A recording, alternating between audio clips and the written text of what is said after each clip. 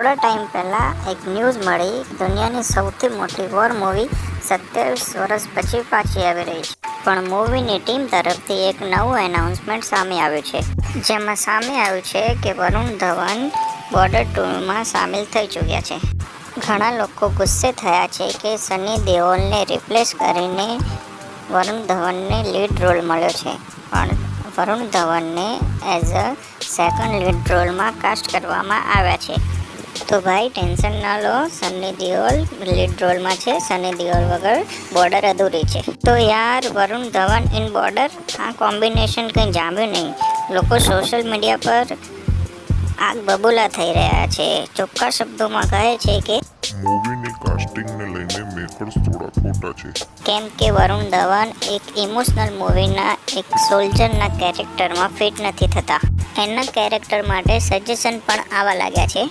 Public તો વિકી કૌશલને આ રોલમાં જોવા માંગે છે. તો વાત કંઈ એવી છે કે 40 સેકન્ડનો એક એનાઉન્સ વિડીયો આવી છે, જેમાં વરુણ ધવનનો એક ડાયલોગ પણ છે. અને એ ડાયલોગ સાંભળી સોશિયલ મીડિયા ઉપર લોકો એમ કહે છે કે કોઈ જબરજસ્તી એક સિરિયસ બનવાની એક્ટિંગ કરી રહ્યું હોય એવું લાગી રહ્યું છે. વરુણ ધવનની ડાયલોગ ડિલિવરી ઇમોશનલ કરતાં ફની વધારે લાગી રહી છે. ઘણા લોકો એમ પણ કહે છે કે વરુણ ધવનની ડાયલોગ ડિલિવરીથી એવું લાગે છે કે કુલી નંબર 1નો વરુણ ધવન છે. ક્યારે તે જોક્સ મારી દેશે કંઈ ખબર નહીં પડે.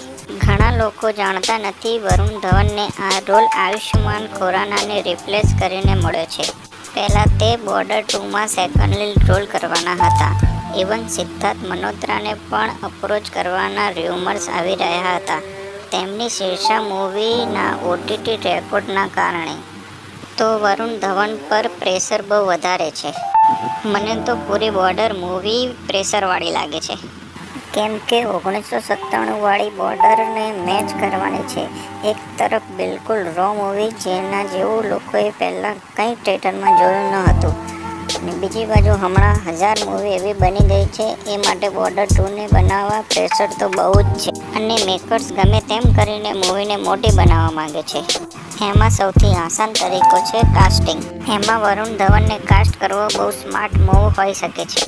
કેમ કે જો વરુણ ધવનની કોમેડી ટ્રેજેડીમાં બદલાઈ ગઈ તો બધા ચોંકી જશે. વરુણ ધવનની બદલાપુર તો બધાએ જોઈ જ હશે. એક જ મૂવીમાં 2 અલગ અલગ કેરેક્ટર બતાવી લોકોને ચોંકાવી દીધા. બોર્ડર 2માં પણ શાયદ એવું જોવા મળી શકે છે. વરુણ ધવનને એક યંગ સોલ્જરમાં બતાવી શકે છે, જે પોતાની મસ્તીમાં જીવે છે, પણ મિશન દરમિયાન મૂવીમાં ટ્રેજેડી યુઝ કરવામાં આવી શકે છે. અને હા, એક સ્ટ્રોંગ રિએક્શન આવ્યું છે પબ્લિક તરફથી કે બહુ થયું ઇન્ડિયા વર્સસ પાકિસ્તાન. બોર્ડરમાં સીધું ઇન્ડિયા વર્સસ ચાઇના બતાવો ત્યારે તો મજા આવશે. પણ લાગતું નથી મેકર્સ એવો કંઈ રિસ્ક લેવા માગશે, કેમ કે પોલિટિક્સ અને કોન્ટ્રોવર્સીના ચાન્સ વધી જાય છે.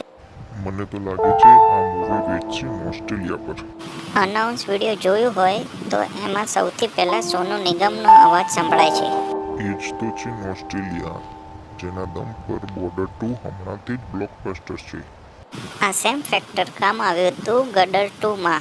લોકો થિયેટરની બહાર લાઈન લગાવીને ઊભા હતા, કેમ કે મૂવીમાં મ્યુઝિક, ઇમોશનલ અને સૌથી જરૂરી એ જ પહેલાંના જૂના એક્ટર. બસ આ જ વાત બોર્ડર 2ના મેકર્સને ધ્યાન રાખવાની છે કે કંઈ નવું વધારે એક્સપેરિમેન્ટ નથી કરવાનું.